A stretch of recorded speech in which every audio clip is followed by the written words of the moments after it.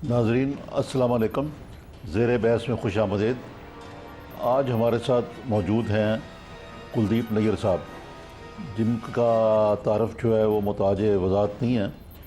वो बरत सग़ीर के मशहूर सहाफ़ी हैं, कॉलम नगार हैं, भारत के, पाकिस्तान और भारत के दरमियान अमन के पैगंबर हैं। 20वीं दफ़ा पाकिस्तान का दौरा कर चुके हैं। कुलदीप नैयर साहब अस्सलाम वालेकुम। कुलदीप साहब, ये बताइए कि आपने बड़ी कोशिशें की हैं और अब भी आप 1.5 साल के बाद तशरीफ़ लाए हैं पाकिस्तान। तो क्या लगता है आपको कि कोई माहौल में तब्दीली आई है? आपकी जो काविशें हैं वो कोई कामयाबी की तरफ जा रहे हैं, या वही जो भारत और पाकिस्तान के दरमियान तल्लुकात का एक पैटर्न रहा है, एक कदम आगे और 2 कदम पीछे? नहीं, देखिए कि जहाँ तक लोगों का सवाल उठता है, मैं हमेशा ही देखता रहा हूँ कि लोगों के दिल में बहुत है, पाकिस्तान के लोगों में हिंदुस्तान के लोगों के लिए। लेकिन इस दफ़ा मैंने जो पाया है 1.5 साल के बाद, कि जैसे कोई क्लाउड बर्स्ट होता है ना, जैसे कि एकदम ज़्यादा रोशनी है, ज़्यादा चाहत है, ज़्यादा कुर्बत की बात है। मेरा ख्याल है कि ऐसा माहौल खुशगवार इतने सालों में पहले नहीं देखा। और जैसे कहते हैं सडनली देयर इज़ लाइट। तो किस किस्म की लाइट लगती है आपको कि लोग जो हैं वो भारत से तल्लुकात बेहतर चाहते हैं, या चाहते हैं कि भारत और पाकिस्तान के दरमियान जो मसाइल हैं उनको हल करने की कोई ग्राउंड ब्रेकिंग कोई चीज़ हो रही है, या किस चीज़ से आपको ये इतना ऑप्टिमिज्म नजर एक आ तो रहा है? पहले है कि भारत और पाकिस्तान के तल्लुकात या लोगों में जो है, पहले लोग बहुत नाराज थे। अब वो उनको लगता है कि चाहे एस्टेब्लिशमेंट है या फौज भी है, वो अब इस उनके रास्ते में हायल नहीं लगती। वो समझते हैं कि हम बढ़ सकते हैं, जैसे कि मिले लोगों को आपस पास में, यही तो चाहते हैं। और अब तजारत जब खुलने वाली है और ये सहूलतें कि भाई हम जाएं, उधर से आएँ लोग, वो है। मुझे एक और जो फैक्टर लगता है इसमें, कि पहले मैं जब आया करता था तो अमेरिका के ख़िलाफ़ बात कम होती थी। अमेरिका हाँ है, कुछ बहुत इम्पॉसिबल है, ये बात करते हैं वगैरह। लेकिन जैसे जो एनिमीज़ कह लो या जो ओपोनेंट कह लो, या जैसा भी उसको आप अल्फाज देना चाहें, वो था कि अमेरिका नंबर 2 था और हिंदुस्तान पहले था। अब मुझे लगता है कि अमेरिका बहुत हमसे ऊंचा है और हम ज़रा काफ़ी नीचे हैं। और क्योंकि दोनों का है तो वो ज़रूर लोगों में ये भी हो गया है कि भाई अब ये अमेरिकन तो ऐसे ही हैं, अब हिंदुस्तान से कितनी देर से है, हो गया ना 60-65 साल, अब इस किस्से को ख़त्म करना चाहिए। लेकिन कुलदीप साहब, जो ये तो ठीक है, लेकिन जो मसाइल हैं वो तो जूँ के तू हैं। मसलन देखें कि जो 2 तरफ़ा हमारे मुज़ाकरात हैं उसमें हमेशा एजेंडे पे कश्मीर, ये पानी का मसला, इंडस वाटर ट्रीटी के बावजूद दरियाओं का मसला, ये सलाल डैम वाला मसला, ये सारी चीज़ें आर्बिट्रेशन में भी गई हुई हैं। सियाचिन अपनी जगह पे ये एक ऐसा जिसमें सब कुछ तय हो गया था, वो हल नहीं हो पाया। तो ये सियासी मसाइल के मैं जिक्र करता हूँ, तो बाकी इक़्तिसादी का बाद में करेंगे। ये इनकी तरफ भी तो कोई पेशरफ्त करनी चाहिए, क्योंकि ये एक किस्म के फ्लैश पॉइंट्स तो हैं। हाँ नहीं है, मैं मानता हूँ आपसे। जैसे सवाल कश्मीर का समझ लीजिए। देखिए, पहले कश्मीर का जो बॉर्डर ही था, इंडिया और कश्मीर का बॉर्डर, वही हर वक्त कोई ना कोई बंदूक को कुछ ये क्रॉस बॉर्डरिंग हुआ करते थे। तकरीबन 2 साल से वहाँ बंदूक नहीं चली, कोई नहीं चली। अच्छा, क्रॉस बॉर्डरिंग भी कोई कभी कभार हो गई, कोई ख़ास नहीं है। तो अब जो ये जो एक लाइन ऑफ कंट्रोल, जिनको भुट्टो साहब कहा करते थे मुझे कि ये लाइन ऑफ पीस है, तो वो खैर वो पीस है। पहले एक ज़माने में सीज फायर लाइन होती है। हाँ, उसका बाद LOC हो गई जब शिमला कॉन्फ्रेंस हुई, और उसके बाद खैर तो ये आपस में कुछ बसें चल गई हैं, उधर से इधर से आमदोरफ्त है, लेकिन वो जो एक बंदूक की बात थी वो नहीं रही अब ज़्यादा। अब ये दोनों मुल्क काफ़ी इन बातों में करीब आ जाते हैं, जैसे कश्मीर का, फिर कोई ना कोई चीज़ हो जाती है जिससे कि फिर बात शुरू, जैसे कि वाजपेयी और नवाज शरीफ के दरमियान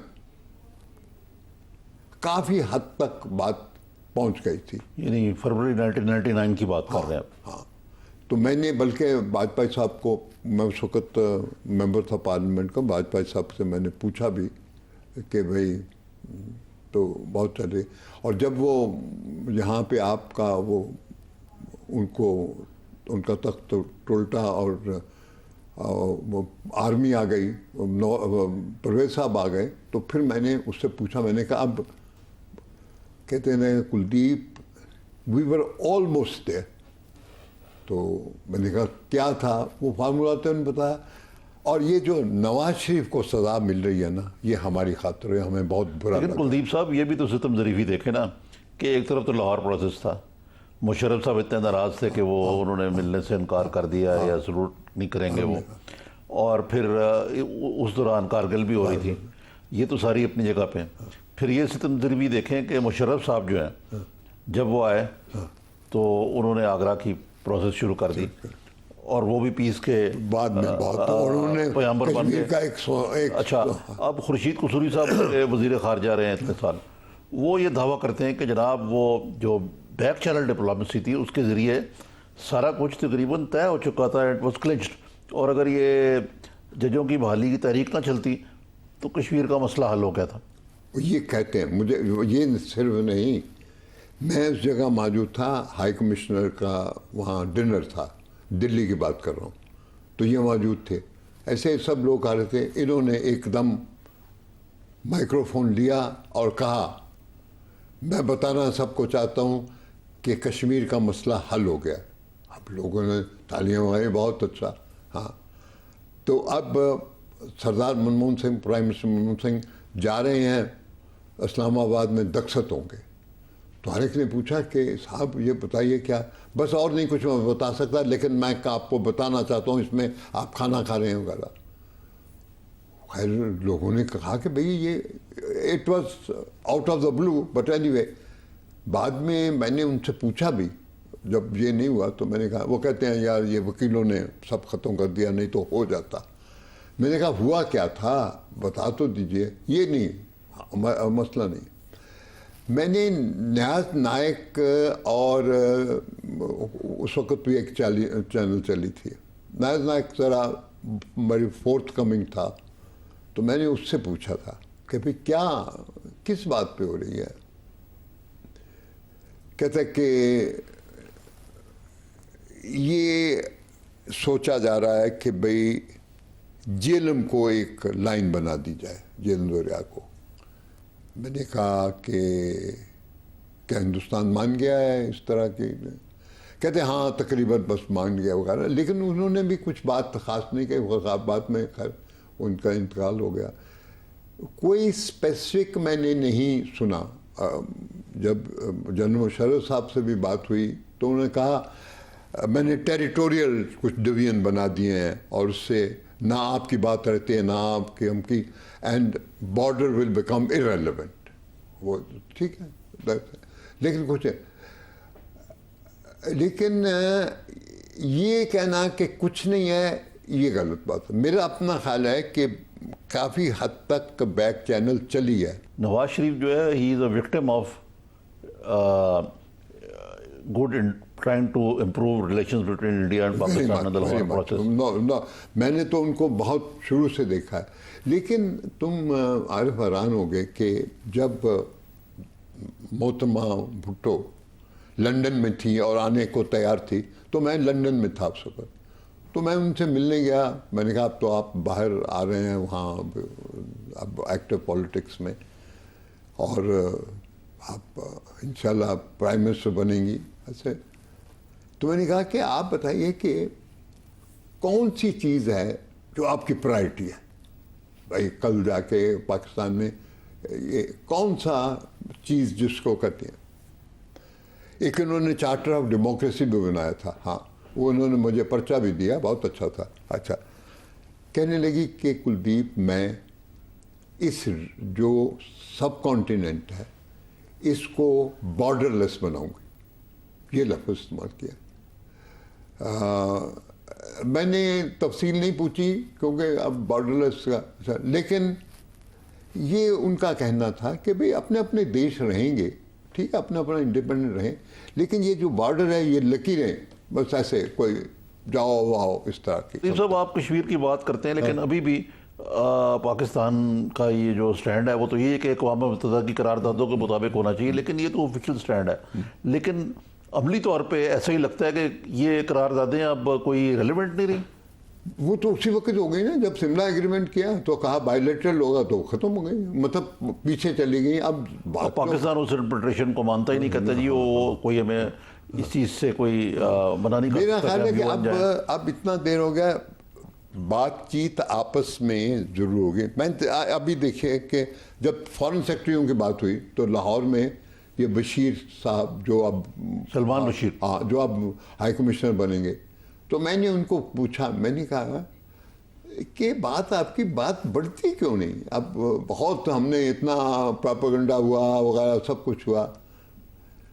कहते नैयर साहब ये जो बैगेज ऑफ हिस्ट्री है ना वो हम नहीं भूल सकते। That is correct. कुलदीप साहब अब हम एक ब्रेक की तरफ से, नाजरीन अभी हम आपको दोबारा ज्वाइन करेंगे।